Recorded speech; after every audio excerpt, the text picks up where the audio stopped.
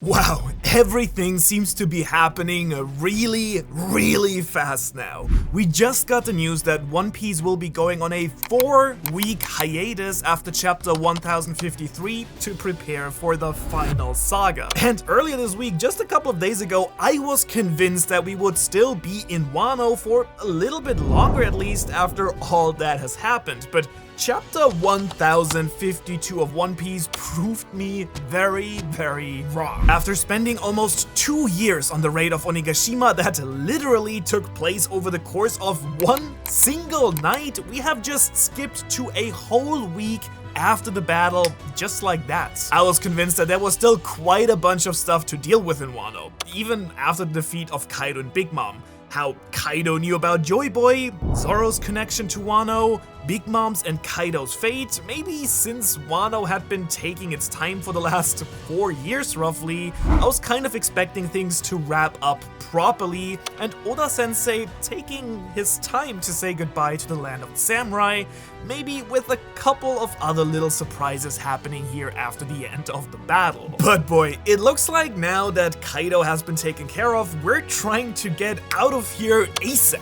A quick banquet, some goodbyes, and we're off towards Elbaf or wherever the story might take us next. Now, if I sound mad or disappointed about wrapping up Wano this fast, I'm actually not. But the sudden shift in speed and pacing has just really caught me off guard here. I have full trust that Oda-sensei will not suddenly start rushing the story now. Him taking some time off to properly prepare for the final saga of the story is a very good sign actually, I think. And honestly, people in Japan seem to be thinking the same way as well. I actually covered the big announcement by Oda's editor live on my Twitch channel the other day. If you want to check that out, I'll leave a link in the description below as well. And basically everyone there, including Luffy's voice actress, Tanaka Mayumi, speculated that there is still so much that has to happen in the story given all the foreshadowing that we've gotten over all these years. And anyways, this chapter actually closes a lot of open plot points while opening up a bunch of others at the same time. And I actually want to start with the ending of this chapter, where we finally see Admiral Green Bull Ryokugyo taking action and making his way to Wano by flying through the air using what looks like a flower as a propeller. This is a huge deal in a number of ways. First of all, it guarantees that we're about to see his face revealed for the very first time. We're also about to have one of the strongest characters in the story make an appearance in Wano. The flower on his back seems to strongly suggest that many of the plant-based theories surrounding Green Bull were actually true for some reason.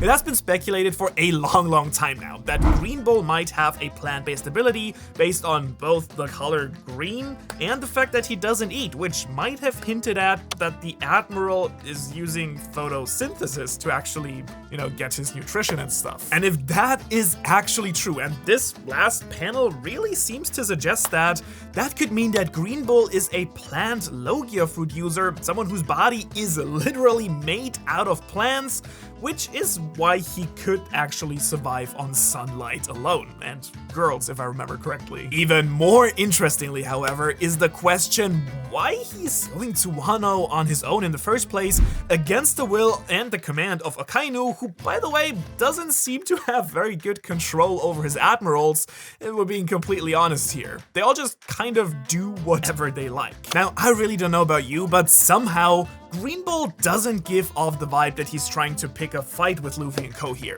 If I had to follow my gut feeling on this, I want to say that he seems much more excited about the fact that Wano has been freed from Kaido's rule. That would of course wonderfully tie in with the idea that both Fujitora and Green Bull are actually citizens of Wano, former samurai that were defeated by Kaido and joined up with the Marines. Not only would that explain Fujitora's crazy Japanese theme and why he blinded himself seeing all the horrors of Wano, but also how the Marines were able to find two such powerful fighters in the first place lying around. Wano is pretty much one of the only places on the entire Grand Line where ridiculously powerful people just randomly live. There was also a lot of speculation that Green Bull might be either one of the former daimyo or even Zoro's father, either of which, let's be real, would be absolutely epic if true. The fact that Green Bull is still on his way right now also gives me a bit of hope that we're not actually gonna leave Wano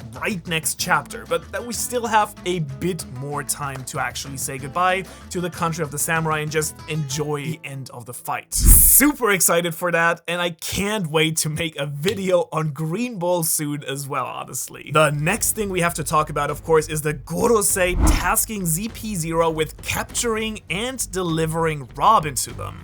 Now, this would be concerning enough by itself, but what really is worrying me is that Robin is suspiciously absent in this chapter, completely. She's nowhere to be seen 7 days after this specific order has been given. The last time we saw her, if I remember correctly, was when Yamato introduced herself to the crew. Now, however, she's neither with Frankie and Usopp, nor at Luffy's sickbed, nor in the pretty wild bathhouse scene that Oda kindly enough threw in this chapter for us as well.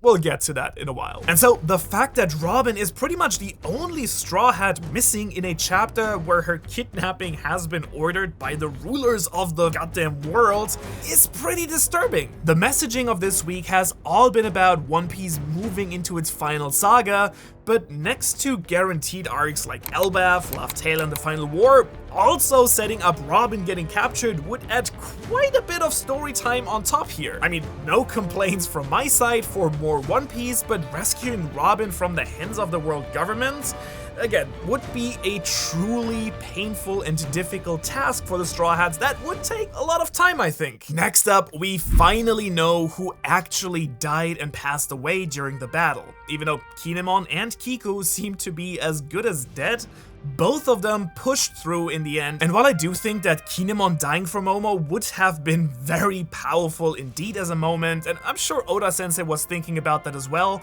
but in the end, getting to see Kinemon actually witness the rebirth of Wano and Momo becoming Shogun is just way too precious, so I'm really happy we got that. I'm not quite sure if Kiku permanently lost her arm or not, we can really not see it in this chapter, but I'm glad that she pulled through as well. The two scabbards that actually have lost their life for good are Shutenmaru and Izo. We actually get this one really sad and emotional remark by Marco, who can't believe he once again survived such a major battle. It must truly pain him for losing another one of his family members. It was Ace and Whitebeard, the man he lost during the war with Blackbeard. I'm really more than curious to see what Marco decides to do next. I really would love to see him travel with the Straw Hats a little bit, honestly. Now, I don't necessarily think that means that he'll join the crew as a proper member of the Straw Hats, but simply having him accompany them for a while would already be pretty damn awesome. But maybe he will also simply stay in Wano for a while and rest up there. We also get some really interesting closure for the remaining supernovas. Drake and Hawkins, for example, having this closing moment right here where it turns out that the man with a 1% chance of survival was actually not Luffy or anyone else, but Hawkins himself. And what I take away from this is that he apparently knew that Luffy would succeed right from the start, but accepted his fate for feeling guilty about betraying Kid. And it does look like he actually dies here moments later. I think this is actually a really nice little cathartic ending for his character, though I will say that I found Hawkins in general a little bit underwhelming as a supernova in this arc in general. In the end, I guess his role was kind of being someone with high ambitions who didn't have Kid's or Luffy's willpower to actually stand up and fight against a Yonko, and in the end paid for that lack of resolve with his life. Both Kid and Law seem to have been spending time at the port with Usopp and Frankie, who have been fixing up everyone's ships, it seems. It's really great to see everyone getting along, honestly, especially that one panel with Killer and Beppo fanboying over Shogun Frankie.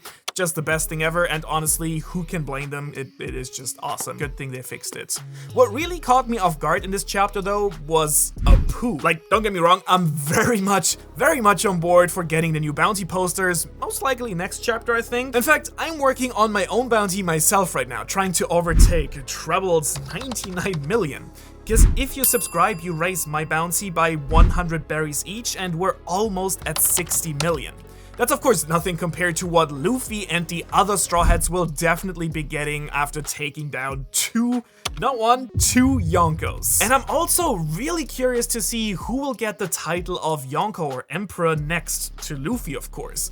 Will it be both Kid and Law? Will it be the three of them? Or just one of them? After all, there were only 2 Yonkos taken out, so that only leaves 2 spots open in theory. Okay, I'm getting a bit too excited here about the upcoming bounty reveal. Anyways, what I actually wanted to say is that I find it very strange that Apu is just casually walking up to everyone here and distributing the newspaper. Like, okay, maybe defeating Kaido and Big Mom has calmed Kid's rage and nerves a little bit about being betrayed. But after everything we've learned about him as a character, you would kind of expect him to like tear Apu to pieces nonetheless after being sold out by him. And so Kid's reaction here seems off a little bit, but maybe he's just grown that much as a character during the race. Or he maybe also is just way too excited about his new bounty to still care about Apu in that moment right now here. And then of course, we do have to discuss the preparations for the big festival. First of all, I'm still over the moon that Yamato is pretty much confirmed to be a Straw Hat at this point. 7 days after the battle, and everyone in the crew, everyone seems to love her and treat her as a member already. The fact that she refused to eat and move for like a week in order to pray for Luffy's health and safety is just the cutest and most loyal thing ever. It's like a mini version of Zoro's sacrifice and willingness to take on Luffy's pain and suffer for his captain. Love it. And then the way she rushes in and hugs Luffy is also pure gold. The entire sequence honestly feels very much like something that could have been taken place on the Sunny. Momo trying to pull his usual move with Nami and, as expected, getting the Sanji treatment in return for it. Yamato placing a plate on Momo's head actually has him looking exactly like his father Odin. I'm a real sucker for stupid stuff like that. It's just my type of humor.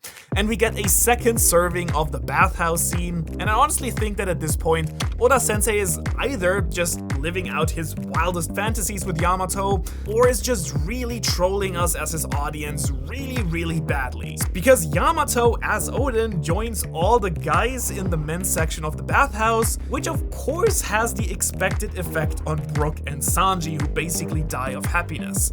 And in general, I think there is a lot of boob in this chapter. I've honestly given up on trying to figure out Yamato's proper pronoun. I'm just sticking with the Weaver cards she and my own reasoning from the last chapter review. And I swear I'm not biased at all because she just looks super cute. But maybe the biggest surprise of all, next to Green Bull showing up and the nudity and Robin missing, wow, this chapter had a lot in it, huh?